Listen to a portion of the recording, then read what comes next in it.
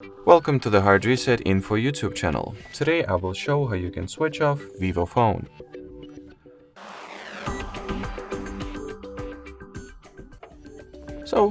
In order to power off the device, you will need to firstly launch the power off menu, which you can do by pressing the side power button for a second, like that, and then going for the power off option, tapping on it.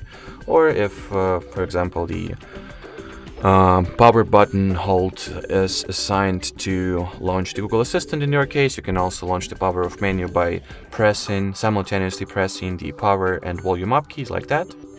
As you can see, the power off menu gets launched as well. And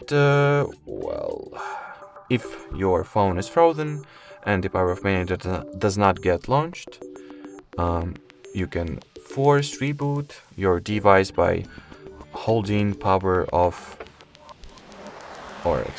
button and the volume down button at the same time for at least 10 seconds, and your device will be forced restart, not powered off. So anyway, in order to switch your device off, just tap at the power off option over there, and that'll be it. So thanks for watching, thanks for your attention, and bye bye.